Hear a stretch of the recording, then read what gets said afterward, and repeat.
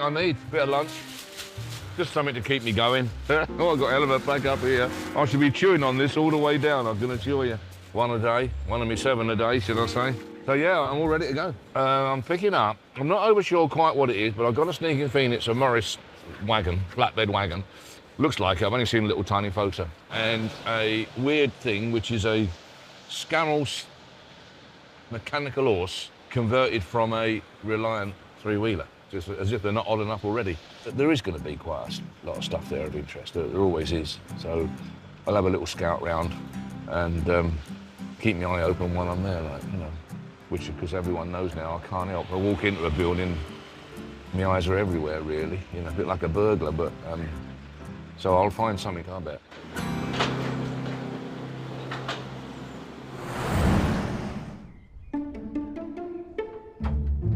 There is all manner of tat, basically. Prams, wheelchairs, wheelbarrows, vacuum cleaners, electric fires, gas masks, bear traps. The longer the look, the more strangeness you find, and you think, well, what on earth is that doing there? But it's just a really random mix of stuff, for want of a better word. It may be better off sending the thing to bargain hunt.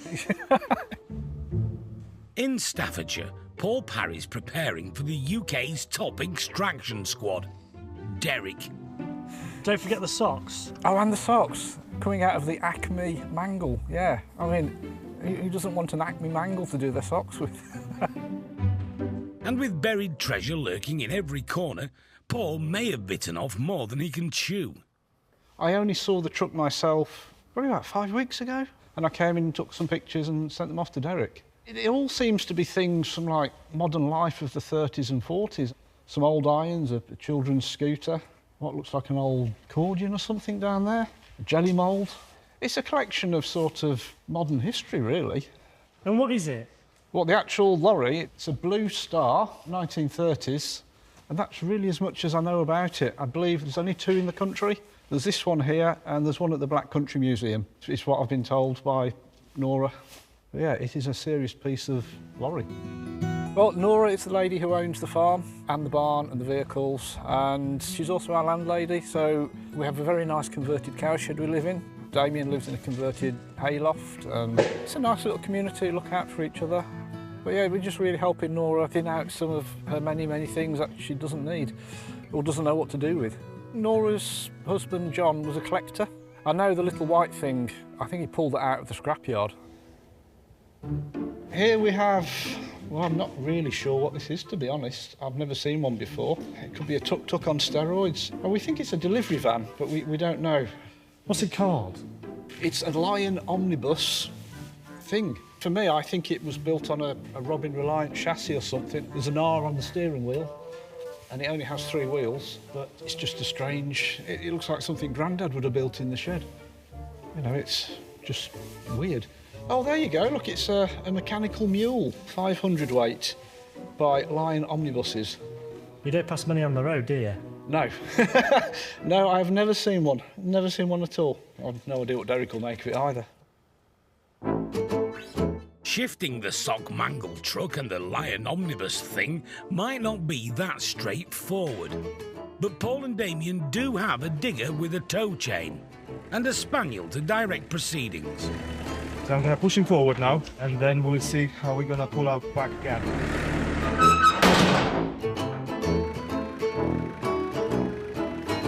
Make the wheel straight, I'm afraid. Yeah, okay. Or something. Yeah, because otherwise you're going to hit the brake. Okay. I can't. The steering is so heavy. I mean, I'm putting all my weight behind it, and when it's just sitting on its wheels like that, it will not turn. It will not turn. When we're moving a little bit, it's not too bad, but as it is just static, you know, I'd need arms like Popeye just to make a dent with it. It's it really is a tough old bird, you know. After a light bit of tree surgery... Just get the lorry out the barn, they said. That steering wheel is a dead weight. It's like trying to pull the sword out the stone. It will not move. All they need now is Derek.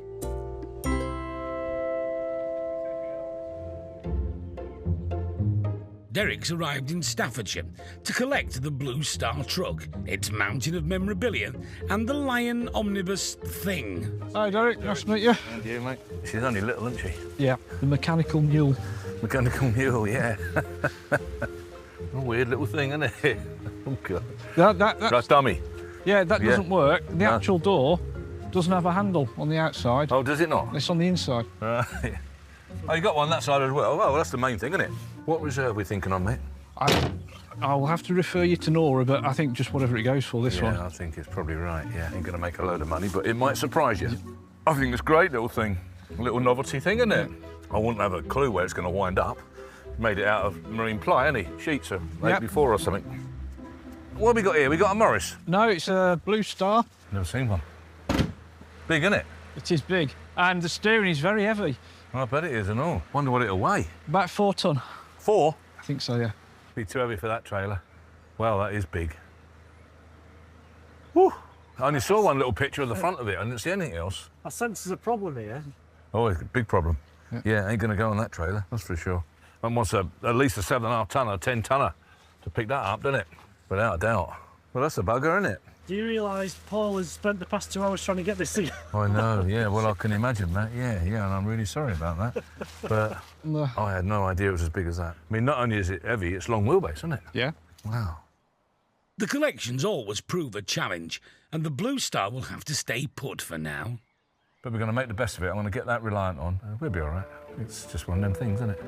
So, Paul, Yes. honestly, you don't feel like that was an hour or so wasted getting that out? Well, it was a workout. To the untrained eye, this neglected Reliant Super Robin is just scrap. But Derek can see a potential future. I could see it going for advertising. I would imagine someone's going to buy it and stand it outside a garden centre, isn't there? Something like that. That's generally what happens to this sort of stuff.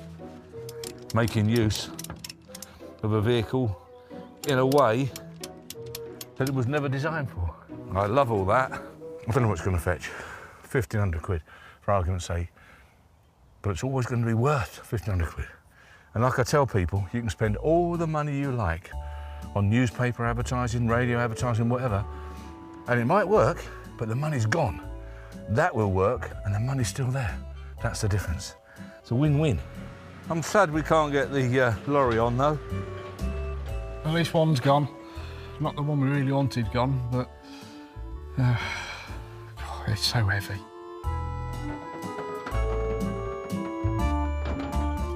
Waiting for its shot under the hammer, the Reliant Super Robin. Quirky, that's what this is.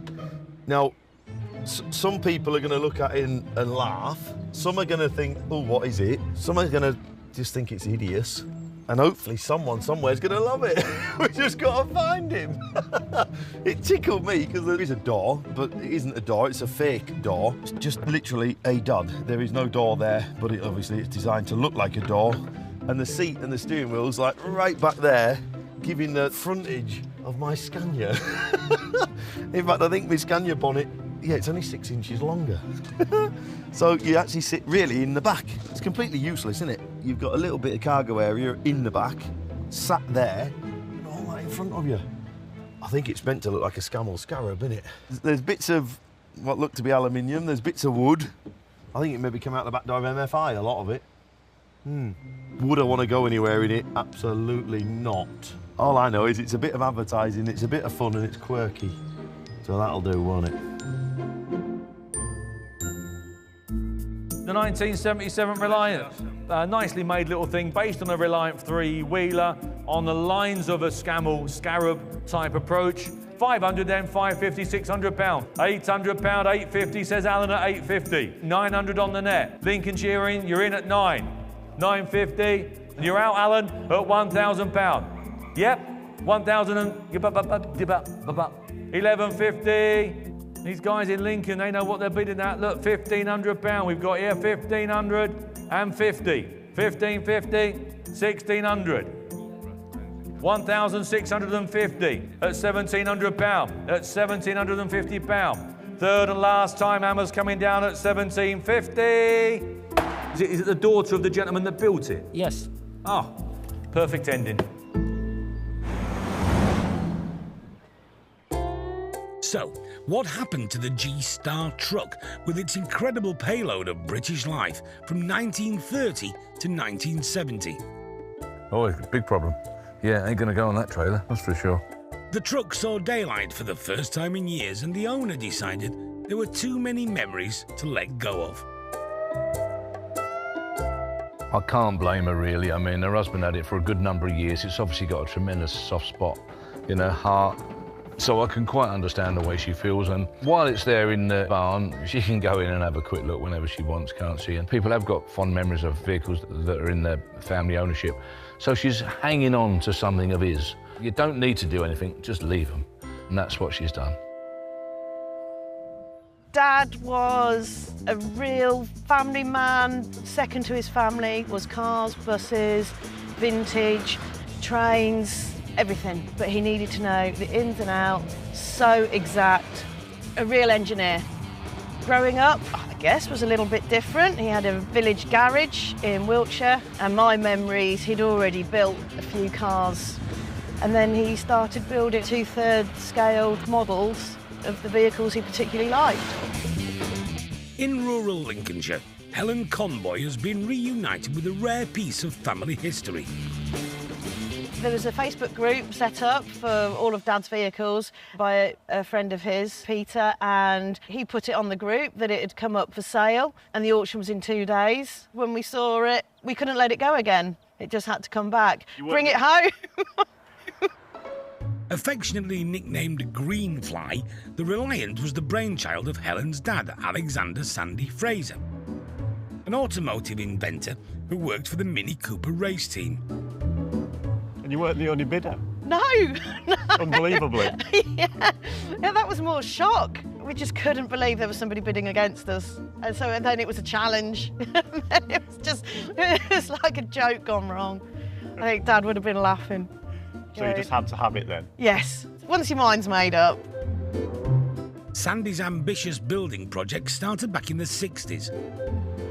Lovingly designing and crafting an eccentric fleet of miniature vehicles, from AF Spiders to replica buses and lorries, under the Lion Omnibus's name. Many were sold for commercial use, but others were kept as the family's cars. Some were better than others. I loved the little Hanson Dorset bus, and he had a blue truck as well. That was good. And then when the Greenfly came along, I must have been around 15, and that I'd rather walk. That was hideous. That was, I'm not talking to you at tea. Bad. It was only one day at primary school when the whole class was traipsed round to the workshop to have a look to see what he was building at the time. Like a show and tell? Yeah. And then it was like, oh, so this is a little bit different. Doesn't everybody do this? Sandy passed away in 2018, and now Helen and her husband Kelvin have brought the Greenfly back into her dad's cherished collection. I actually really hated it. Even my brother was like, what are you doing buying that? You really did not like it. But Dad loved it, and it's got some character, hasn't it? Oh, yeah. It's got a lot of history, and we just want to bring it back into looking like new again. They've changed the sides slightly. He didn't particularly like the sides that have been put on it. They're a bit too long.